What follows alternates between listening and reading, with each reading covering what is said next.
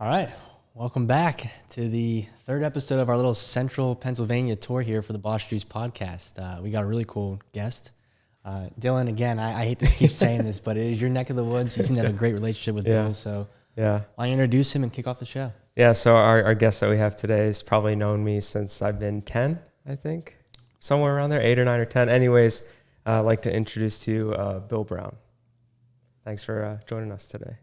Okay, glad you guys could come. So going back, you went to Susquehanna University, and just kind of take us on your journey from there.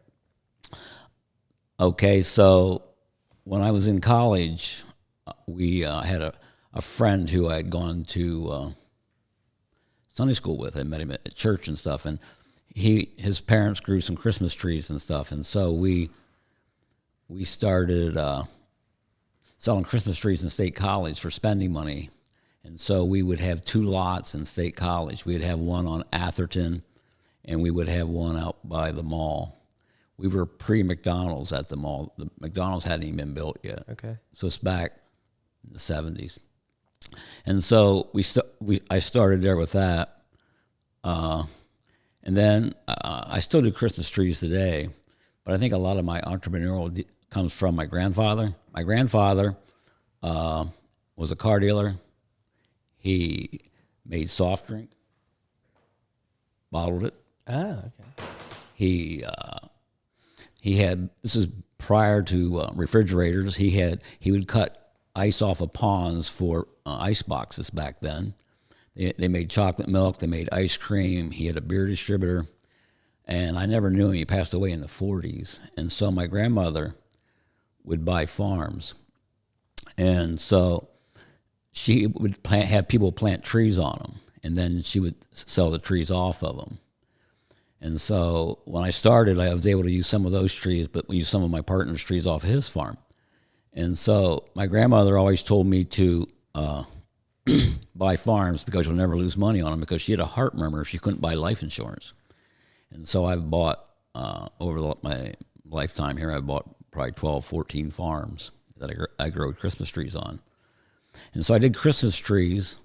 And so when I got out of college then, I thought, I worked at the car dealership. My father had took over the car dealership with my mother after my grandfather passed away. And so my dad ran the car dealership. And so when I came back, I thought I would work at the car dealership, have 4 kids, a wife, and live my life happily ever after in the car business. But I worked with my father for 4 or 5 years, and a lot of the things that I learned in college, like that's when computers were the size of this room. Yeah. And you had decks of cards that you had, punch cards they called them. And if you dropped your punch cards or they spilled on the ground and they were out of order, you were screwed. So, I started doing like billing systems and learning about parts inventory, and I wanted to bring that back to the car dealership. And my dad he didn't want to do that. And I goes, well, then what am I kind of doing? So I ventured into doing Christmas trees more. And then I started buying apartment buildings and renting them. And I had student housing here in Williamsport for like 10 years with my brother. We did that for a while. And then in one of the buildings I owned, I had a partner whose name was Allen Ertle. And he was a former district attorney here in Williamsport. And if he prosecuted somebody, about a year later, he'd see him come back again. So he went into Congress, I think it was in 76. And when he was in Congress, he met a guy named Charlie Fenton, who was like a premier warden for the Bureau of Prisons. And if there was a problem anywhere with the prisons, they would send Charlie there. Well, back, I think it was in the late 70s, early 80s, there were some killings going on in Lewisburg. So Charlie came in to correct the situation. Well, Allen got to meet Charlie through that because Lewisburg was in his correctional district. And so Charlie retired in 82. Allen ran for governor, I think it was in 82, and lost. So in about 1990, Charlie, in those 8 years, had gotten into reentry centers. And what reentry centers are is people coming out of prison come to a reentry center, and they are taught job skills, how to life skills, or how to write a resume and things like that. Because a lot of times the average education of somebody coming out at the time was like 8th grade. And these people needed some training on how to get a job and work in the community and stuff. And so Charlie had a contract for Harrisburg, and he couldn't fulfill it, so he called Allen, and Allen and I were partners, and so we bought this old 3-story factory that was 30,000 square feet, and so we turned that into a reentry center, and today it houses like 96 people, and we have about people on home confinement there. And so, to back up a little, in the 80s, I bought the apartments. I still kept my tree farm going because the tree farm, I had the farms and I wanted to sustain it, and so I would buy trees and plant it. So I was still running the tree farm. I was still had apartments. I had what's called Firetree, which is a reentry thing.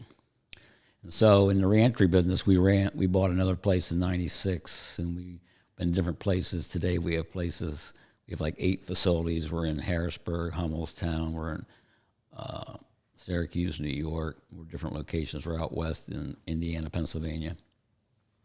So in 1998, I still involved somewhat in the car dealership, and so my dad and my brother wanted to get out. And so what I did was I took 3 guys golfing to North Carolina because we have a place down there. These 3 guys I knew knew the car business. I wanted to see what they were like in the everyday world. And so I met a guy named Brian Peace. I took him down with me, and I met him, and then he became my partner in the car dealerships because we could have sold the car. The car dealership could have been sold to a person, but when I sold the car dealership, I wanted my father to be able to go down and still be involved, keep his office there, because my mother had gotten Alzheimer's, and he was pretty much tied down to the house, but he liked to go down to the dealership. He ran it from 1945 up to 1998. He was there. My brother took over operational maybe the last 10 years, but my father was still involved, still there. And for him just to go home and sit there, I wouldn't. And the guy said, no, he wouldn't do that. And that kind of, well, I'm not going to do this. And I didn't sell to that person. That's why I went looking for a partner, because I wanted my dad to be able to go in there still, because it gave him an hour or 2 a day a break to go in there. And he knew these guys that all worked there. He knew all the customers, and they walked in the door. And so, and that's turned in, we bought a Mazda dealership, and then we bought another Ford dealership and closed that point. And then we bought a Chevrolet point in 2013. Then we bought another Ford dealership in 2016. And so it turned into eventually being basically 3 Ford franchises, a Chevy and a Mazda. And so, that's turned out to be pretty successful and runs pretty well. The tree farm, at one time, I'll tell you about my tree farm. So the tree farm, I operated, but I didn't work day-to-day there. I worked more day-to-day here in Williamsport at the Firetree facility. And so at the tree farm, we took it up to a capacity at one time where we cut like 48,000 trees one year, about 4 years ago. In the same season, we dug about 16,000 trees. And I mean by dug trees, I mean balled and burlap. A balled and burlap tree is like when you go to a nursery and buy a live tree. It's in a ball of dirt with a wire basket around it. And so the tree farm, in our height, when we did like 48,000 trees that year, we shipped trees as far as from Long Island to California to Texas to Florida to Maine. Even this year, we're about a third of what we did then, and we're still shipping to Florida. We're in Texas, we're in Missouri, and all over. It's turned into a lot. For our audience, if you want to see this man in action, there is a clip on YouTube. Couple minutes, I think it was in 2017 or 18, he made a little television appearance on A&E with Shipping Wars. Yeah. So Shipping Wars, they come in, they come in and they help you out. It was a good clip. It gave us a lot of exposure. It's I'm sure. Huh? I'm sure. Oh, it did. It gave us a lot of exposure, and so, but the tree farm. Now that I'm getting older, my goal has been always to. I have 3 daughters, and they do great. I have a daughter that's a doctor. I have a daughter that's a teacher, and I have a daughter that works in Alexandria, Virginia for the USDA. And so my daughters didn't want to come back, and I can understand that. A lot of people don't want to come back to Muncie, Pennsylvania, and they've got their own career, their own lives, and stuff like that. And so I've started to sell some of my farms, and what I do is I subdivide them and sell them off in lots, which instead of that way, if anything ever happens to me, my kids won't be forced to just sell on large blocks of land and stuff like that. They can sell it off in pieces like that. And so the farm is kind of our production. We're not planting as much as we used to. We used to plant 100,000 trees a year. That's crazy. And then we're down to about 30,000, then 10,000. But so I've sold my Doug tree operation off to a person who now he takes care of them. He sprays them, mows them, trims them, he digs them, and I get paid by the foot, so much a foot as he harvests them.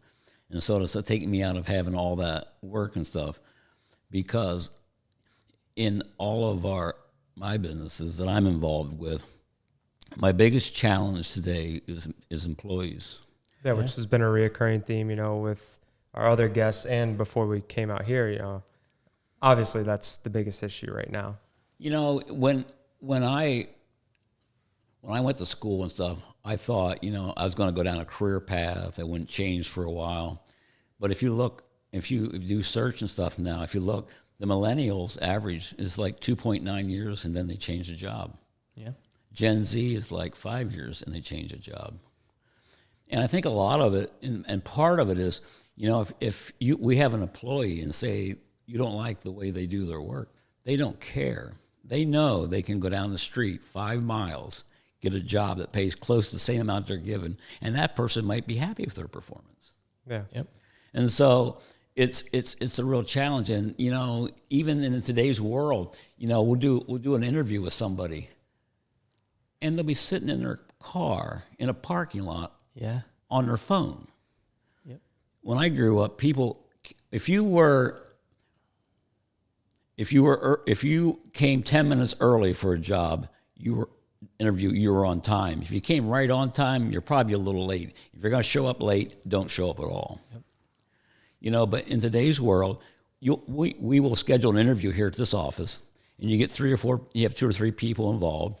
So the people go down to get ready for the person that you're going to interview to come in, and they don't even show up. They don't even have the courtesy or the respect to email you, say, I'm sorry, I've done something different, it doesn't work for me. They don't even do that. Yeah. And and you really have to wonder that people don't. The job market, that is one of the toughest things, is getting people that want to work and want to stay in a job and for a career. Yeah. And when people change jobs every 3 or 5 years, it just seems like the generations today, they're not quite sure when they come out of college. I don't know what the answer is of why they don't want to, but it makes it harder, because what happens with all companies is you take 6 months. It takes 6 months to a year sometimes to train somebody for a job. Mm-hmm. Well, then when that person leaves, now you got to train somebody else. Yeah. And that costs money for the company, because you have new hire, you have to go there, you have to have people, we have a training director and all this stuff. We have new hire, which is 2 and 3 days and stuff like that. People come and it just... You're pretty much just working backwards at that point. You're just trying to find somebody and then having to retrain them. It just, you can't make any forward progress. And then the next thing is you got to pay overtime to the people that cover for them. Yeah. And so it's costing the company a lot more money just to operate, and so I just feel that it's just changed ever since COVID. Before it wasn't too bad, I think, but I think when COVID came through, some people, I guess, got. And then another thing is, now that we have COVID, a lot of people want to work from home more. Yes. Yeah. And I think in some positions you can work from home, but not all positions. So we have like a flex policy here where, if you're A lot of people, if they're on the road 3 days a week, they can work from home on Fridays. We've had a set of flexible schedule here at this office. As long as you work 8 hours, you can come in at 7:30 and leave at 3:30. You can come in at 8 and leave at 4. But, and that's what they want.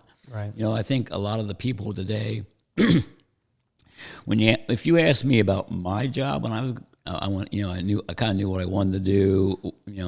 I wanted to have a family. I wanted to buy some land, have a house and stuff like that. A lot of people today, it's more about, if you ask somebody else of the new generation, they'll tell you about, well, I want to be able to go to the Y. I want to be able to do this. I want to go here. If I'm done at my office at 3 o'clock doing the work you asked for me to do that day, let me go home now. I don't want to stay the extra hour. Yeah. It's all changed. Well, how many people do you employ with Firetree? 250. And Tree Farm? Tree Farm as many as 25. Okay. The Tree Farm is sort of seasonal and stuff. It's up and down. Yeah. And a lot of that is machinery, where this is more hands-on, because our facilities here are 24/7, 365. We have commercial kitchens in every one of our facilities, so we have to have, and we are inspected by the federal government, the state government, the Department of Health.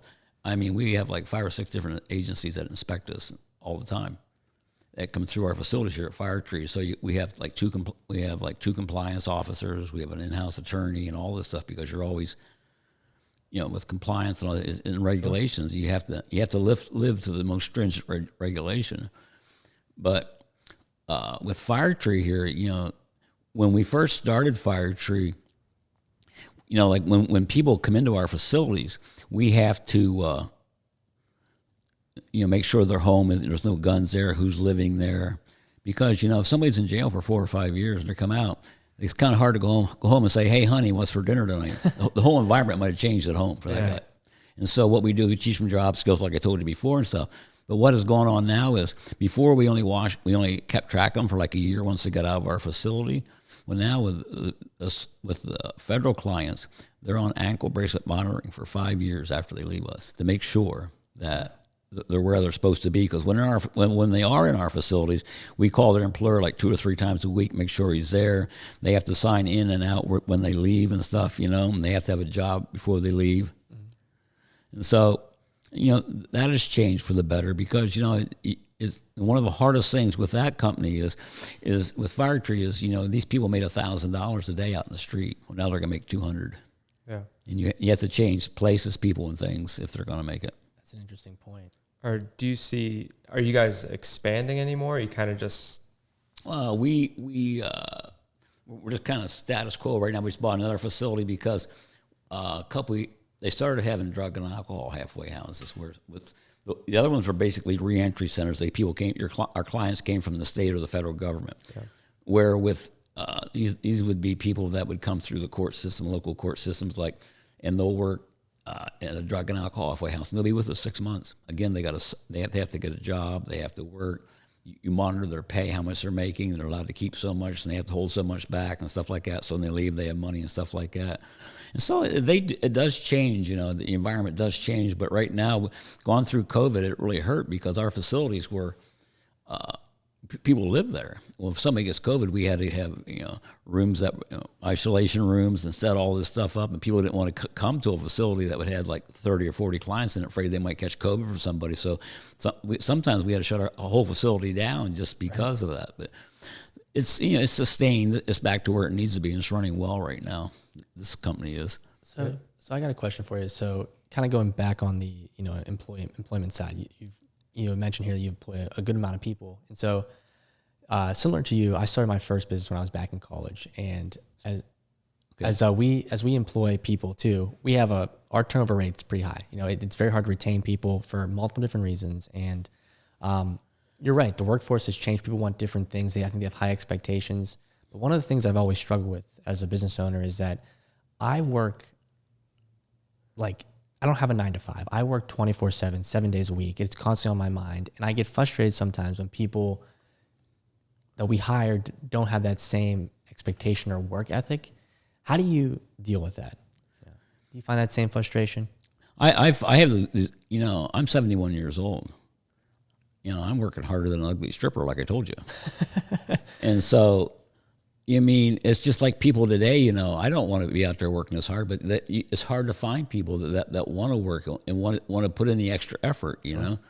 I've always worked Saturdays. I worked Sunday because, you know, we have to ship trees right now. So this is a real busy period because when you ship Christmas trees, traditionally, the Black Friday is when everybody wants to open their Christmas tree lot.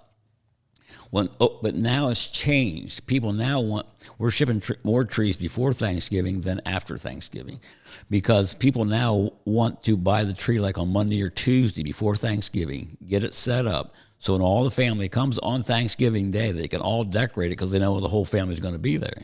Yeah, makes sense. So it's just changed it. And so what happens here is with Christmas trees, you can't cut them till you have like a hard frost. And that's normally the 1st of November. And Thanksgiving always falls on the 4th Thursday of November.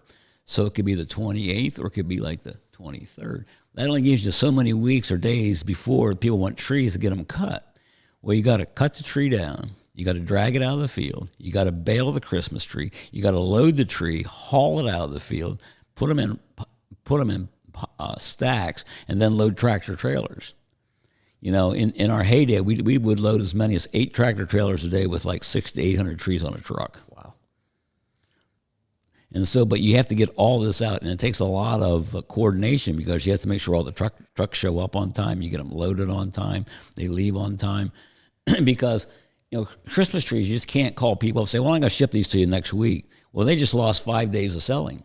Christmas trees only sell basically from around Thanksgiving to usually maybe a week before Christmas. Yep. And so if you get them there late, you're shortening up the time that they have to sell them, and they're not real happy. Right. And so you deal with that. But it takes a lot of coordination, a lot of people. And I work with a person that has H-2A workers. That would be people from like Mexico who come in. There's a company that you deal with they're a contract employee where you pay them so much an hour for that worker.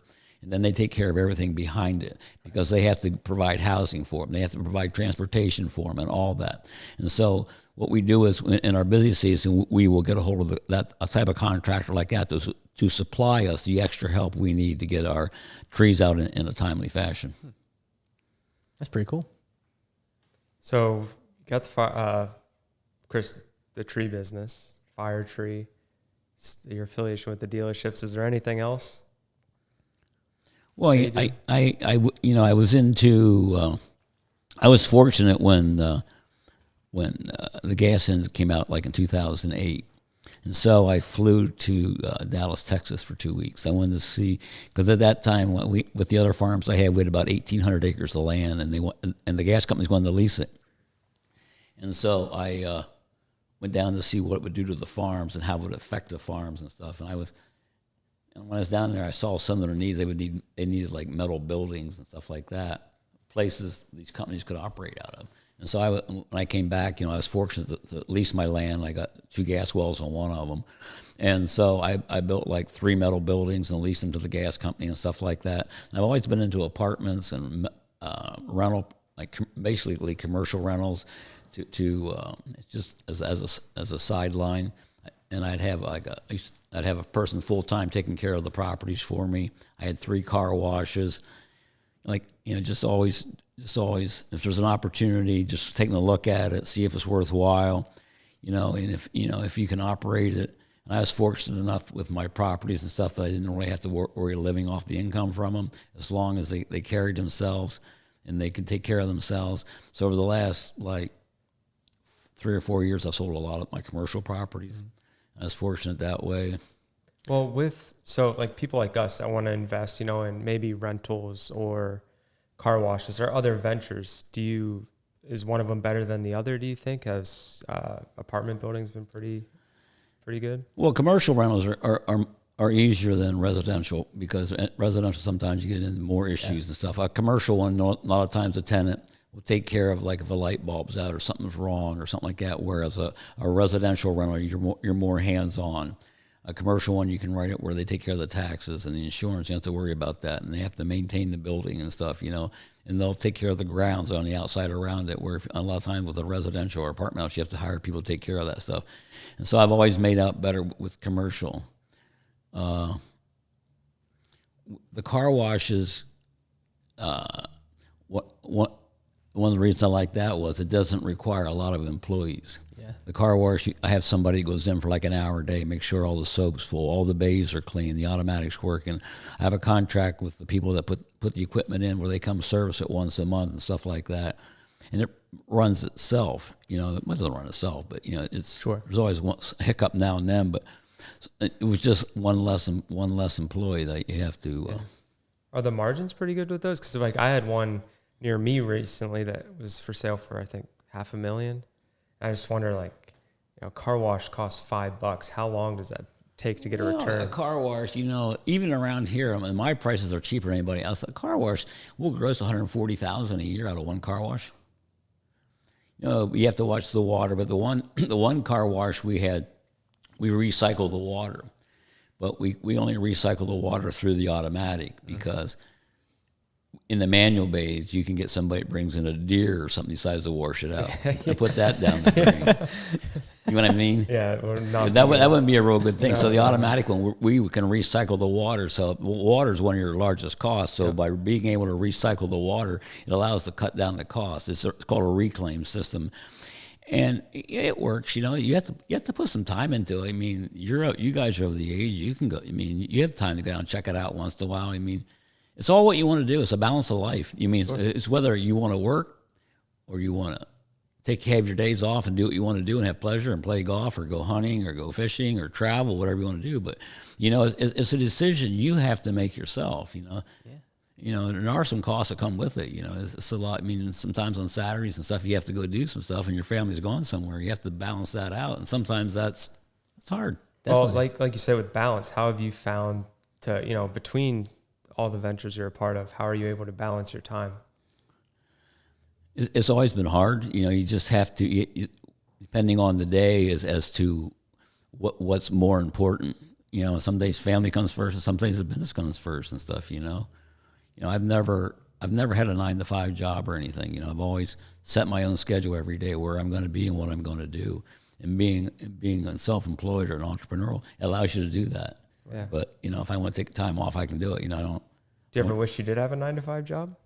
No, I couldn't sit still long enough at a 9-to-5 job. I'd go crazy. Me too. Yeah. I agree. So I'm an entrepreneur. I have 2 businesses. I've had a couple in the past that have failed. So I admire what you do. I think it's incredible. But one of the questions that I have too is so like your businesses are kind of different avenues. You know, you got car washes, dealerships, you know, Christmas trees, rehabilitation stuff. You know, how do you balance like your day? I'm like curious about that. Like you're all over the place. Like I feel like I'm all over the place, but you're spread all over the place. How do you manage all that? You're only as good as the people that you have around you. You surround yourself with good people, you'll do well. That's how I feel. And I've been fortunate to have Brian take care of the car dealerships. He's done a great job there taking care of them. I don't have it's not as much day to day for me. I come in here the most because this is more, has the most employees, and we have we've had as many as 575 clients in our facilities and stuff. And there's a lot of moving parts more here and stuff. And the apartments and the car washes pretty much took care of, you know, I had somebody took care of them and stuff. I had somebody that does all the book work so you can see where they're at every month. And so, tree farm, I didn't really get involved until probably around Christmas time more when, you know, when it gets to be Christmas season. But because, well, in the spring you're digging trees and stuff. But if you have good people and that's the key, is getting the good people. And that's what I said earlier about right now, some of those employees aren't as dedicated in today's world as they were 20 years ago. Right. And I can understand your frustration as well, because, you know, you want to get something running, you're willing to pay somebody a good wage or a good salary to do it, but they just don't want to step up, you know. It's difficult. Yeah. I think, you know, as someone who's kind of young in my entrepreneurial career, you know, especially in my software business, starting that out, money was very tight. You know, over the years, you kind of build up revenue and, you know, things get a little bit easier. But I think one of the hardest challenges is kind of finding people that are, one, good, but then you can afford at that early stage. And so I guess, like, you know, that kind of leads me into my next question here is, there's people, I always say, have this mentality that business, you know, someone owns a business, you make a ton of money. It's like, so someone, you know, might look at you and you own multiple businesses, you must make a ton of money. And it's like, sure, there's rewards to all that, but can you talk a little bit about kind of the hardships that you've kind of faced? 'Cause I think a lot of people don't realize how hard it is to run a business, not just one business, but you're running multiple. I mean, it's not an easy thing. You know? Well, I'm a single man, and I think working all those, and I've been single 15 years now. Mm-hmm. And so I think part of the frustration was that the people, working that hard, it was hard on a relationship. It is, sure. You need a balance, and it does. Sometimes it affects that in a relationship and stuff, And so, but, maybe I work too hard. I don't know. But, I guess I'm not going to get into it, because I never say a bad word about anybody. But, it's just, sometimes it doesn't work. Sure. You come into a Y in the road, and one person takes a left and one person takes a right, Mm-hmm.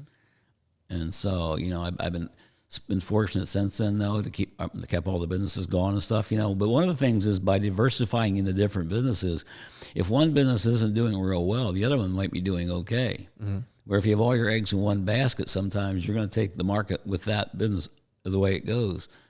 I'm going to say like right now, like the car dealerships. I'm not, with the EVs and stuff out there, and they're really pushing that hard and stuff. I'm not sure the cart may not be before the horse here, because I'm not sure. I know like a Mach-E, the Ford electric car, for new one's $55,000. Well, 1 year old one going through the auction with less than $10,000 on it didn't even bring $30,000. And so I'm not sure people are quite ready for that, and it's affected it. Ford lost billions of dollars the other year mm-hmm. in this industry. And you just got right now the car business is kind of tough. So I know with the dealerships, there's been some hardships there, some crazy things that have happened from the flood, accidents, etc. I'm sure there were before that, but were there any really hardships with any of the other businesses that you faced that maybe made you want to potentially give it up or move on to something else? I don't know if you can if you have any. Well, it was a hardship, the tree farm always did well, and so I had an office manager and operations manager, his husband and wife, and they left about 9 months ago, and sort of stuck me with the farm and stuff. And at that point, I had to make a decision: do I go out and find somebody to take over this operation? Because when you're doing that many trees, like we did, as many as 48,000 cut trees and 16,000 dug trees, it's pretty. But, I can put my age into it and what I wanted to do. Do I want to train somebody again and go into this? So and that's why I told you earlier, I sold the Doug tree operation off, where that guy takes care of all my Doug trees that are in the ground. We meet monthly on what's going on, how things are going. I can look at the farms and see how he's taking care of my trees and stuff. And so far it's worked out good. But I kept the cut tree operation because cut trees is a lot easier, because it's only like like I told you, from the 1st of November to the end of November is when you really harvest them. That's certainly busy, like 3 or 4 weeks, really a year. The rest of them is just maintaining them and taking care of them. And I have people there now doing a good job, but just cut the crew back, but it's worked out well. But, Cool. Yeah. So I think we're running up. We're almost at the hour here. So I know you got stuff to do. So we don't want to keep you much longer, but really appreciate your time. But before we kind of end the episode here, we always ask one question to our guests. And that question is, if you can give one word of advice to a young entrepreneur or someone who wants to start a business, what would that be? Follow your heart. You're ready for that question. Yeah, we didn't even prompt. Yeah, that was boom. I like that. That was well, good. It's you got to follow your heart. There's always risk involved. And like the more risk, the more reward. Mm-hmm. You just got to follow your heart. If you want to do something, you're passionate about it, and you're young, you guys' age, I'd go for it. You can bounce back. Sure. That's how I feel. Yeah. Nobody, my father never loaned me any money, never signed any notes for me, nothing. He gave me a good name, so. That's awesome. Yeah. I say it all the time. My uncle always tells me that time is on my side. He goes, that's right. You can always bounce back. Yeah. That's exactly right. Mm-hmm. So, and I often see. I see people that want to be entrepreneurs and their parents won't help them. And I think if you're going to help one of your siblings, one of your kids, to aspire to something they want to do, you try to help them. Help them at a young age. Don't wait till they're 40 or 50. Right. I mean, help them when they feel good about it and they're into it and they feel they want to do something and move forward. You give them the opportunity.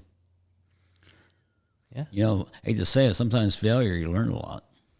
Yes, failure. You learn from your mistakes. Yeah, you know, as long as you make the same mistake twice, you know, you're golden. That's right, you know, and I agree. Yeah. Well, Bill, thank you so much for Thank you. taking the time to do this. Appreciate it. And wish the best of luck for you in your future endeavors. All right, thank you. Thank you Thank very you. much.